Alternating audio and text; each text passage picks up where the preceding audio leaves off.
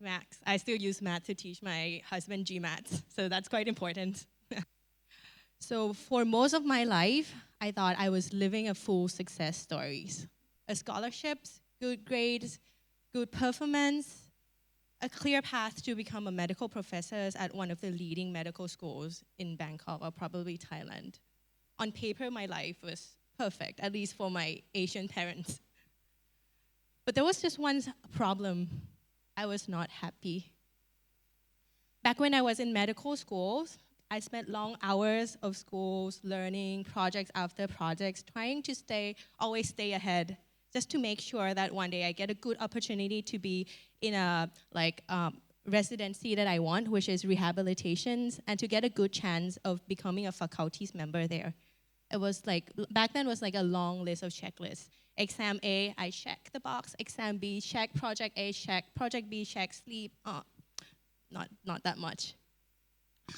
But finally, once I spent 10 years doing all those things, realizing that it's not only my dream, but my family's dream, and also I expected it to be like the society dreams of like a prestigious job, a very stable career, and a very clear path to what I so-called wish it was a success.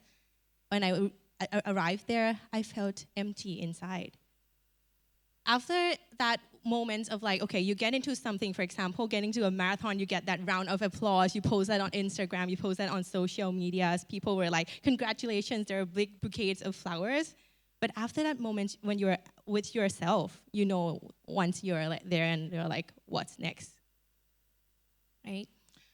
So then I ask myself, I think I always have that dream of like growing something of my own, having a space that I can actually run a business or a practice of my own, having more freedom to explore, getting to grow at the rate that I wanted to grow, but when unfortunately in a big or a conservative organization, there's not much room for that. But don't get me wrong, I really enjoy the time when I was a faculty at the public hospital. I enjoyed every day. Sometimes it's like outpatient, sometimes it's inpatient, sometimes it's research, teaching and stuff. But it's always that there's something inside me that I felt trapped. But back then I thought, what could I do? I've spent 10 years of my life, 10 years of resources, of my families, of everyone to get to where I was back then. So I continued working for quite some time. But then after a few times, I went to this running event. It was like planning to go for a marathon, so starting with like a 10K event. I met with my senior physicians, and we were discussing about, okay, how life has been.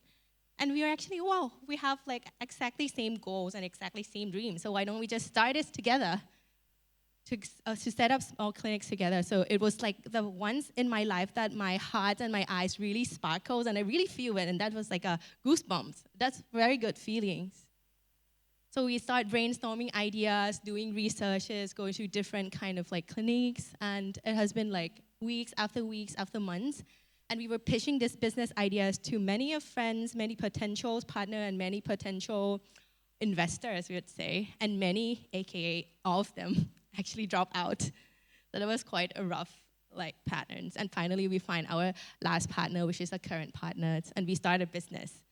So when we are thinking about starting a clinic, what we have to do first, okay, we've now settle down, we have to start a company, right? What a company needs for the first time, a company name.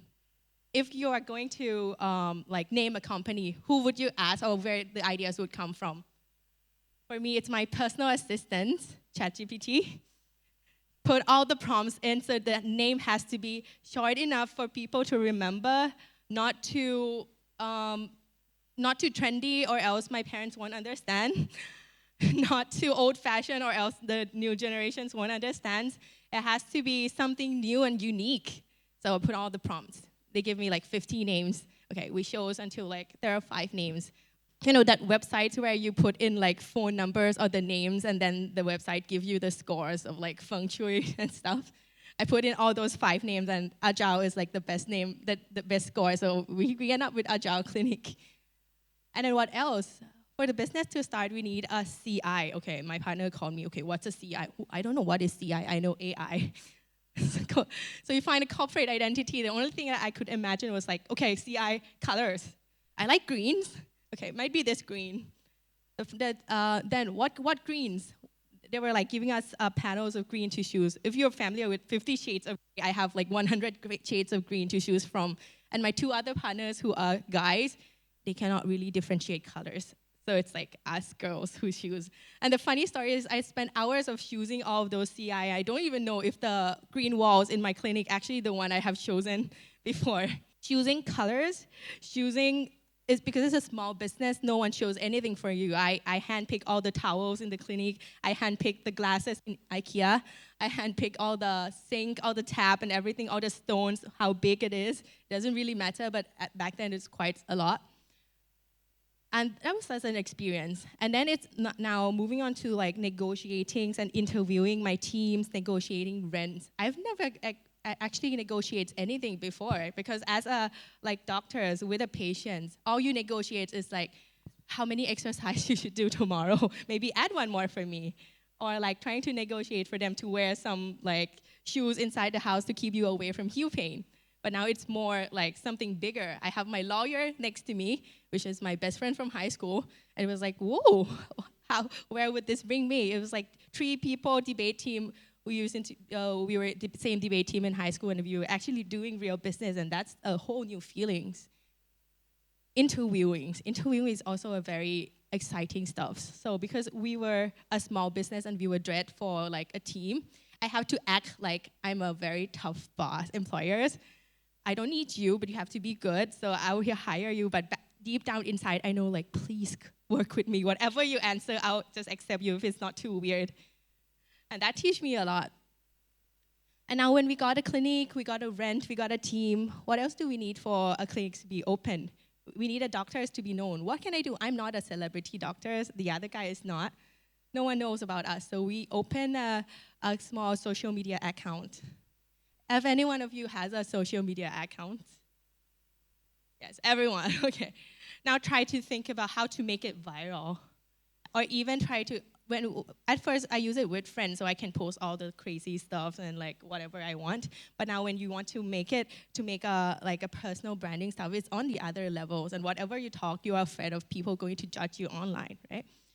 So first thing I did was like, okay, I bought a camera, very basic stuff, put it down, recorded the first video took like 20 takes. I recorded again, watch it over and over again. I redo all the stuff, post it online, bring it down because I'm too afraid it's like clingy, and post it back up. And at some point I was like, I cannot do this anymore because it's gonna take me like 3 weeks for me to post my first video. So I posted it and then I turned off my mobile and just let it be. And you know, it took several months for people to actually watch my video. And now, after a year, it has reached 11.5 thousand followers. And it's about, actually the scariest part is not about how you learn to do the videos itself, but actually how to be not afraid of being judged online. Because when you're posting something like that, it's 100% guaranteed that you will be judged. But I've never heard of that judgment, so I'm fine.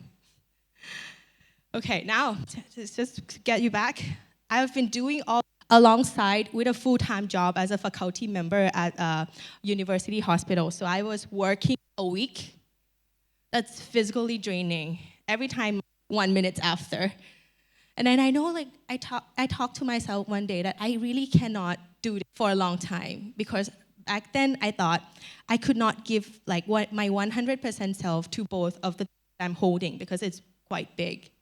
And for my perfectionist standards, it's like giving a substandard work to both of them, and I'm not happy. Then the mind goes like back and forth. I was asking myself what I really want.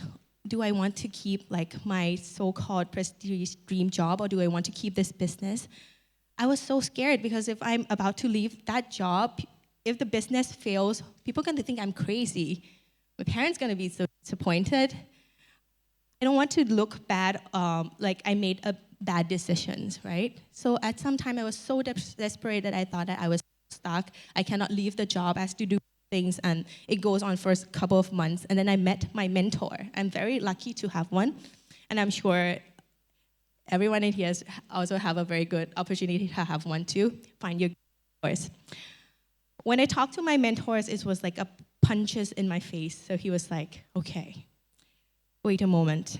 you are actually exaggerating every good stuff about your academic work. You're going to be like top professors and it's going to bring you like glory stuff.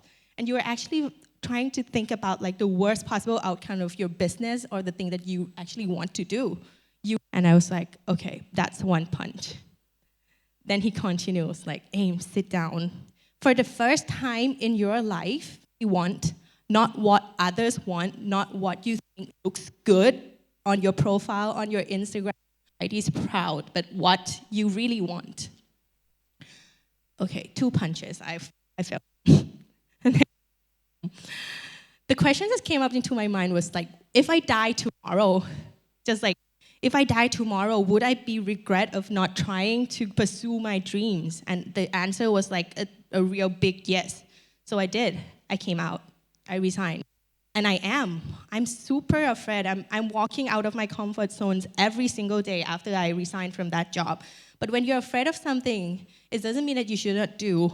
Back then I was like, okay, if I'm 60 or 70%, it doesn't have to be measurable. It's just like my gut feeling that this is gonna work, and the statistic has been showing that the business is doing quite okay. So I did.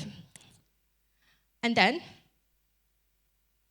there were many people, and then actually the part about it is like I was already calculating my risk and my supports. I think many people are so petty of like underestimating their supports, and that stops them from choosing something that is quite interesting to do. Okay, parents, cover your ears. Back then, the only thing I would think was like, okay, all that I can risk, if everything fails, I can go back to my parents' house. I can ask them for a nice like bowl of rice and omelette. They're gonna give me like warm beds, and that's all I need to survive, right? So I chose this business part. And life back then was a roller coaster. I've been through lots of problems, which I now call challenging challenges. And going through like different challenges which they have never taught me in medical schools. There were ones when I was seeing my patients in my clinic and the floor flooded. For some reasons, the tap just decided to broke.